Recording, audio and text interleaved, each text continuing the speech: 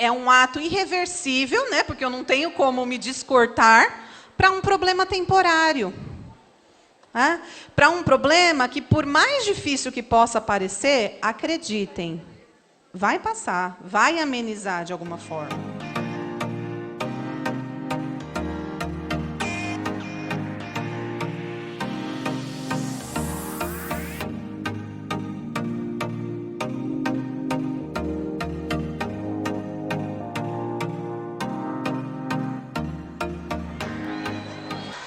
Chegou um papelzinho aqui, gente, escrito assim, abuso psicológico, tá?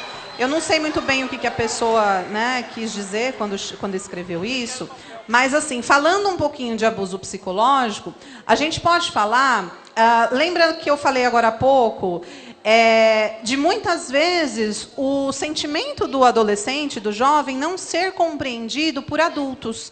Então, muitas vezes, o que pode acontecer? O adulto ele pode usar do seu poder de hierarquia, né? Porque se a gente pensar numa hierarquia, o adulto está mais do que vocês, né? Eles têm mais hierarquia do que vocês. Então, se a gente for pensar na questão, né, do poder hierárquico do adulto, pode acontecer, sim, abuso psicológico. Né? De dizer, você fica aí com essas frescuras, que você não presta para nada. Então, pode acontecer. E aí, eu diria que, assim, esse adulto não está sendo rede de apoio funcional. Tá?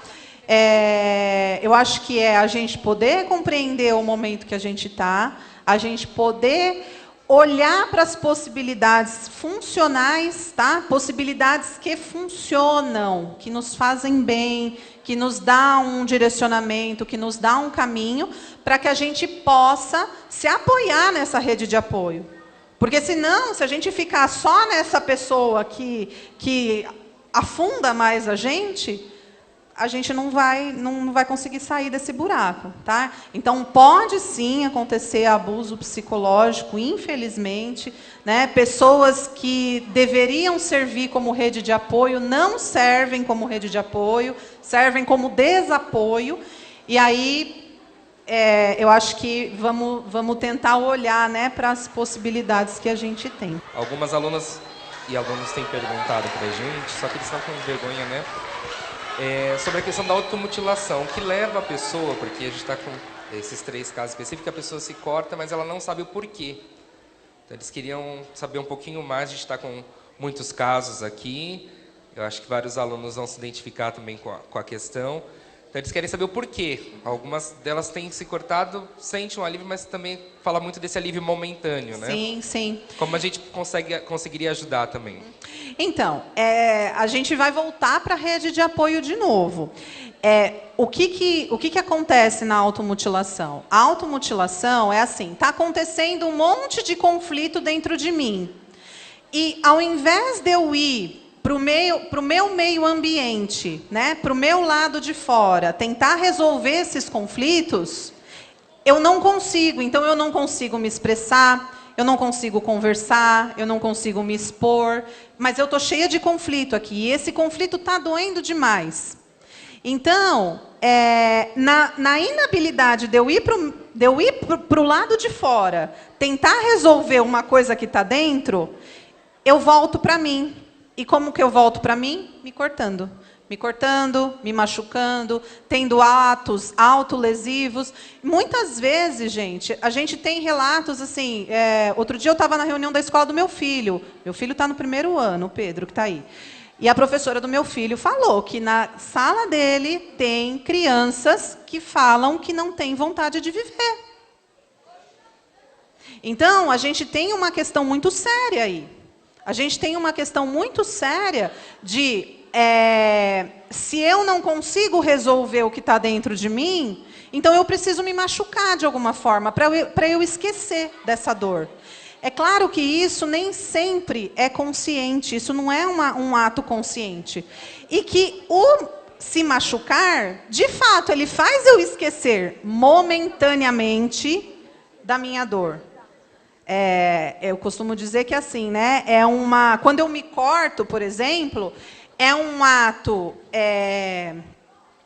é um ato irreversível, né? Porque eu não tenho como me descortar para um problema temporário.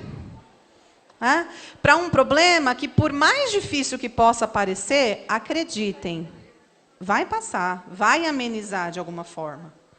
Né? A gente pode buscar outros caminhos para isso amenizar. E aí, eu vou voltar de novo na rede de apoio.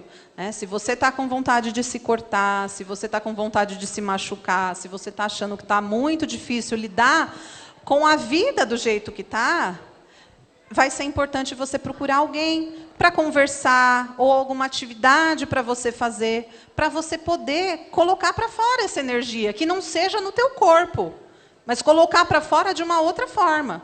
Né? E descobrir que formas são essas. É um processo em que vocês vão precisar se descobrir. Né? É assim, né? Infelizmente, ou felizmente, não sei, né? Não existe uma fórmula mágica, né, para a gente lidar com as pessoas. Existe um processo no qual a gente precisa percorrer. Agora, esse processo, a gente pode trilhar ele de duas formas, sozinho ou acompanhado. Né? E aí eu diria que, assim, sempre escolham estar acompanhados. Né? Ainda que seja ter o apoio de um professor, ter um apoio de um colega de classe, se vocês não têm tanto apoio na família, se está difícil dentro de casa, procurar, né, em algum lugar, esses pares, esses lugares de reconhecimento. Tá? É a melhor forma para a gente poder lidar com isso e combater, né, esses processos de automutilação. Natália, psicólogo precisa de um psicólogo? Claro! Precisa sim. Somos humanos como vocês. E a última, perguntaram quais são os sintomas, assim, os primeiros sintomas para a pessoa perceber se ela está com depressão ou ansiedade. Assim, como que a pessoa tem como a pessoa começar a perceber isso? Tem.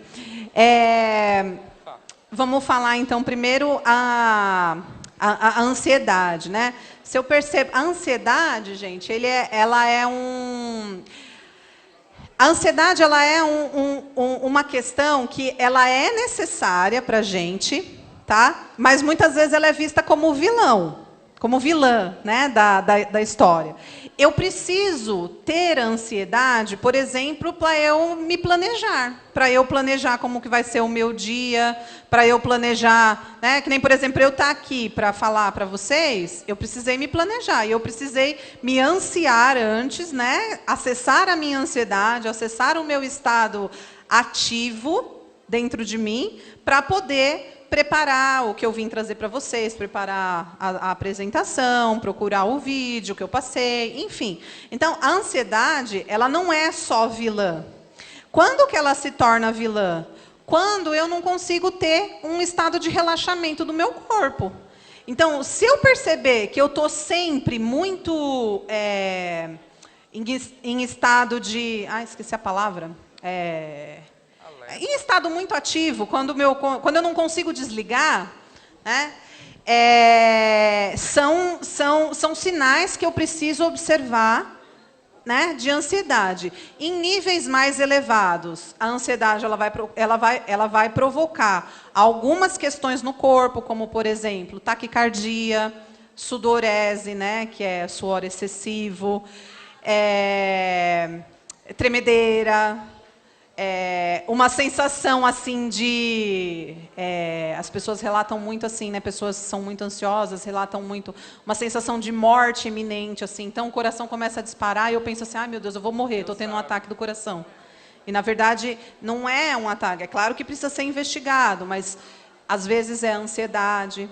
Tá? Então, pode ter tontura, pode ter náuseas, porque é uma dificuldade do corpo, e tudo isso que eu estou falando, gente, não é só causado pela questão emocional, é causado também por questões biológicas no nosso corpo, de substâncias que circulam no nosso sangue que fazem com que a gente se sinta assim, tá bom? Já a depressão... A gente pode identificar, é o contrário, é o oposto. Então, aquela pessoa que não tem ânimo para nada, que não tem ânimo para levantar da cama, para se vestir, para sair com os colegas. Todos os colegas estão, sei lá, né, estão organizando uma saída em grupo para ir, sei lá, num parque, num teatro, num cinema, e essa pessoa está sem energia nenhuma, essa pessoa não quer, não tem pique para isso. Daí a gente tem que ficar em alerta, porque a fase que vocês estão é uma fase que, teoricamente, é para vocês terem pique para fazer as coisas, né? É para vocês terem essa energia, tá? Então, quando não tem, aí a gente tem que ficar na sala de aula, sei lá, aquele aluno que dorme muito, aquele aluno que não presta atenção, não demonstra interesse, que não faz as atividades, que não presta atenção, que não se envolve nas tarefas. Então, todos esses sinais, daí a gente pode pensar assim num estado depressivo. É claro que assim, nenhum desses transtornos, gente, desses adoecimentos psíquicos, eles são determinantes na vida de uma pessoa. Às vezes a gente passa por um estado de depressão e por um estado de ansiedade que passa determinada situação e passa e vai embora sozinho, ou a gente tem uma questão mais crônica, tá? E é claro que quanto antes avaliado, melhor para se observar se precisa de um tratamento, se precisa de alguma coisa, tá bom? Acho que é isso. Nós agradecemos a psicóloga Natália. Eu que agradeço. Obrigada. Obrigada, gente.